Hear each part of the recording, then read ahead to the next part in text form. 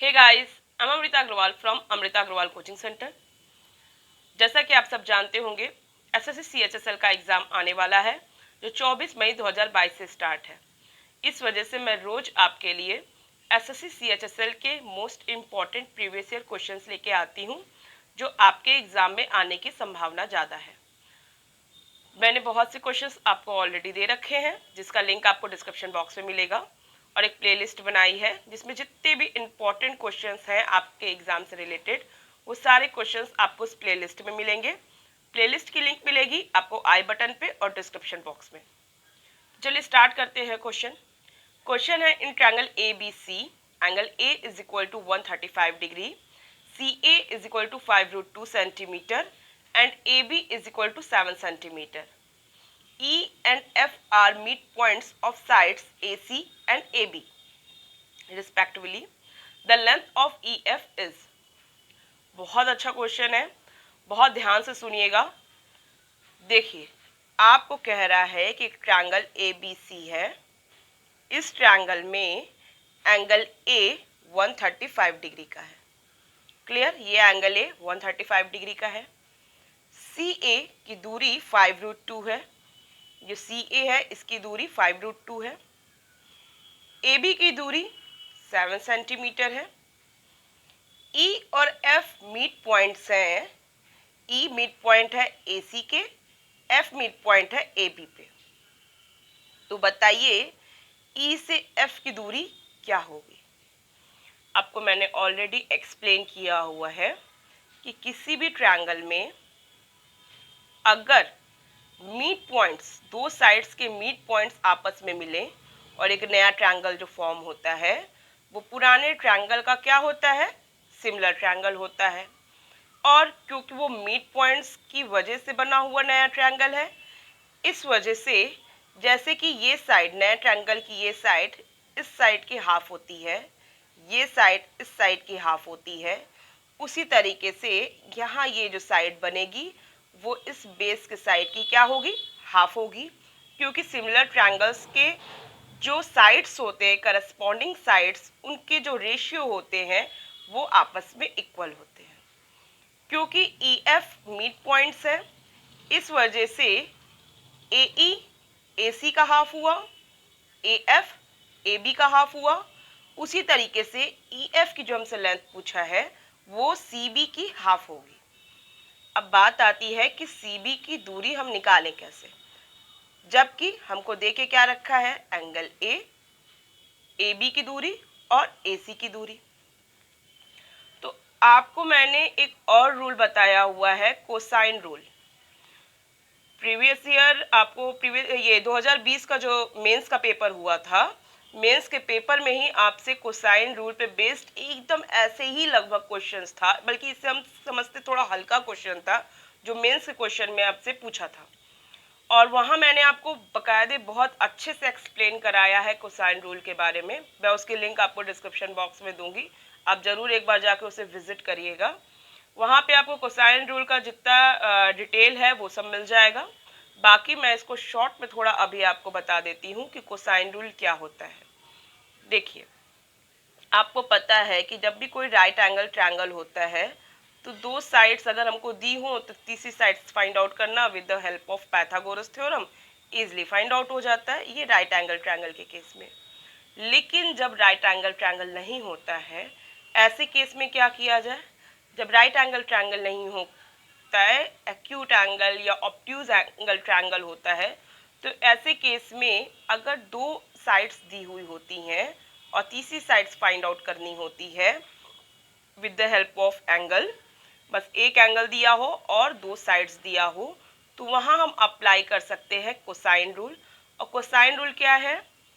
ए square, मतलब ये जो एंगल ये ए यहाँ बन रहा है ना, इसके सामने की साइड ए स्क्वायर के नाम से जानी जाएगी। तो मीन्स ए स्क्वायर कहिए या सी बी स्क्वायर कहिए, बात एक है। मैं इसको ए स्क्वायर से ही इंडिकेट कर देती हूँ।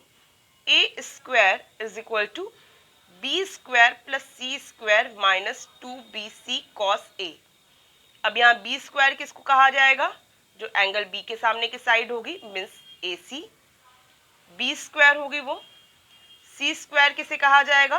जो एंगल सी के सामने की साइड होगी उसका square means 7 square minus 2BC। 2 करेंगे, B means 5√2, C means 7 cos A, cos 135 degree, जो एंगल ए की वैल्यू दी है 135 डिग्री होगी।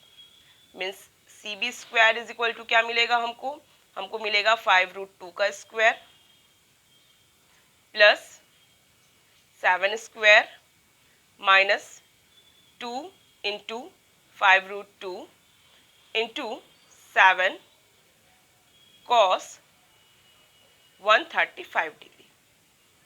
अब आपको पता होगा कि 5√2 का स्क्वायर करेंगे तो मुझे क्या मिलेगा? मुझे मिलेगा 50। 5 का स्क्वायर 25, √2 का स्क्वायर करेंगे तो मुझे 2 मिलेगा। 25 को 2 से मल्टीप्लाई करेंगे मुझे मिलेगा 50। 50 में से ऐड करना पड़ेगा 49 को, क्योंकि 7 स्क्वायर 49 होता है। और यहाँ पे एक बात ध्यान दीजिए, cos 135 की डिग्री क्या होती है? cos 180 minus 45 degree. और cos 180 डिग्री 180 में से कुछ हम माइनस करते हैं तो वो हमारे किस कोऑर्डिनेट पे जाता है? सेकंड कोऑर्डिनेट पे जाता है।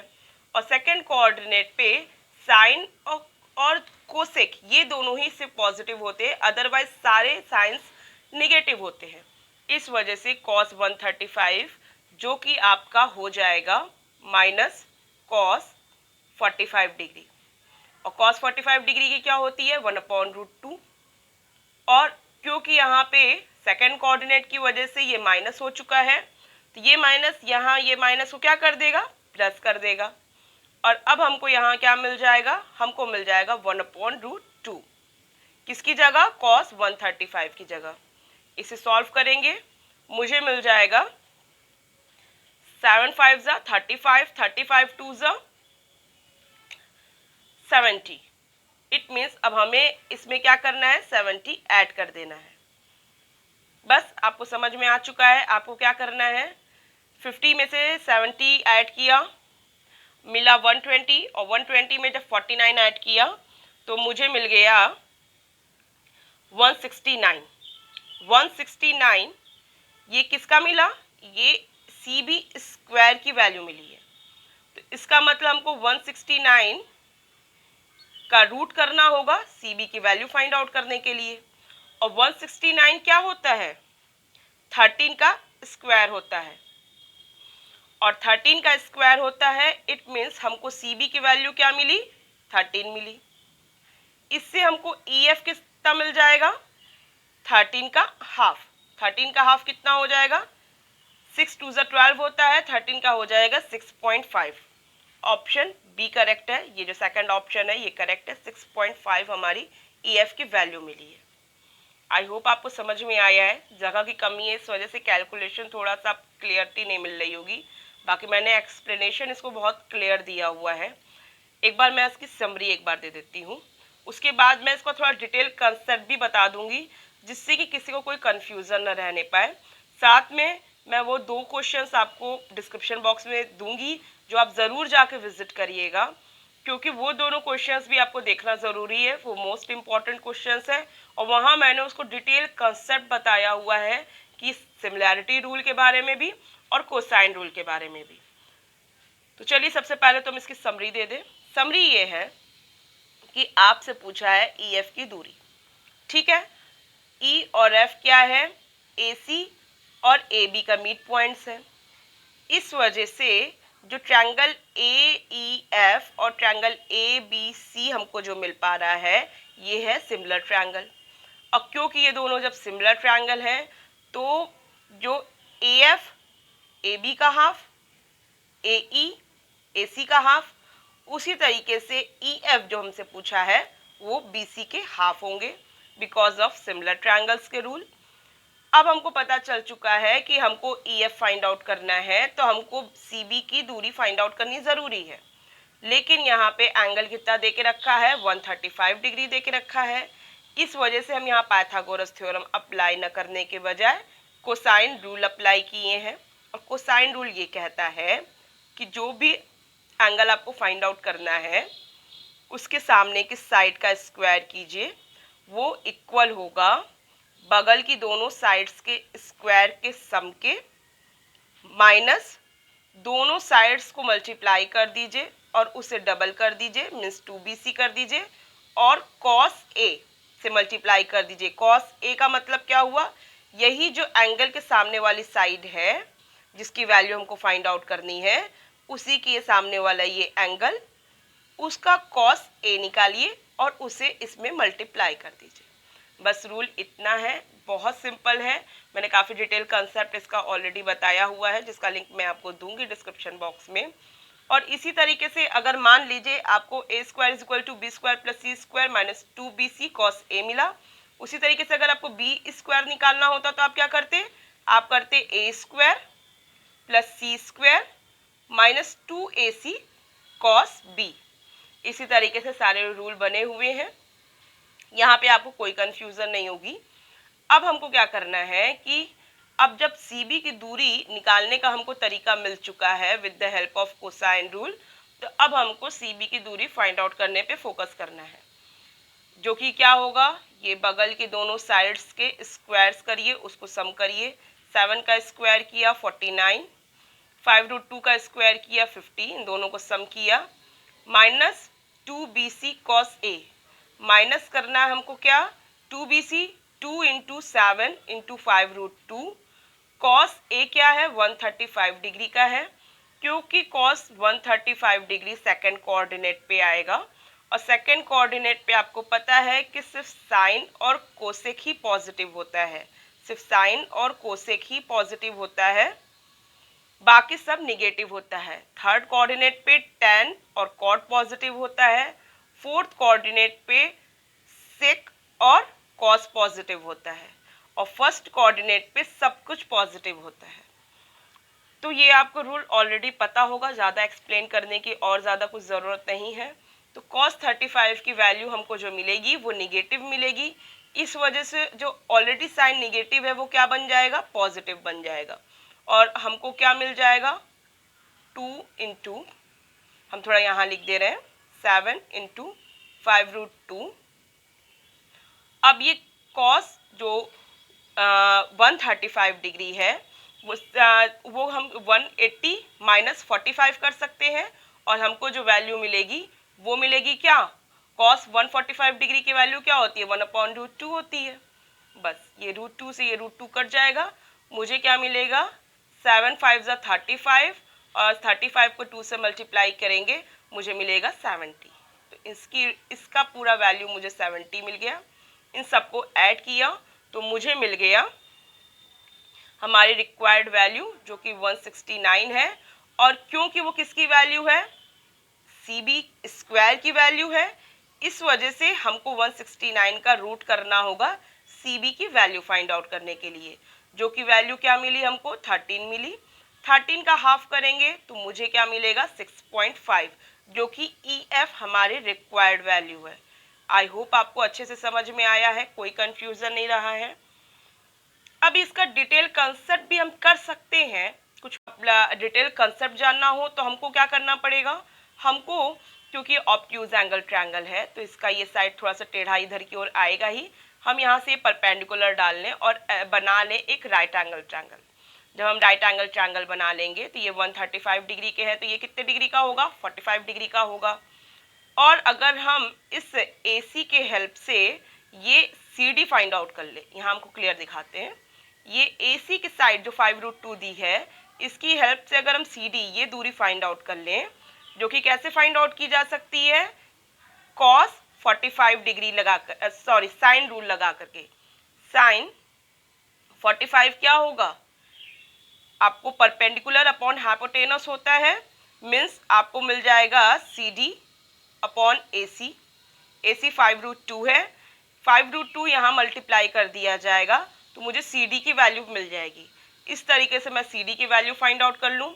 साइन 45 1/√2 हुआ तो कर देंगे 5√2 अपॉन √2, इस वजह से मुझे CD जो मिला वो मिला 5, और DA फाइंड आउट कर लें cos 45 का रूल अप्लाई करके।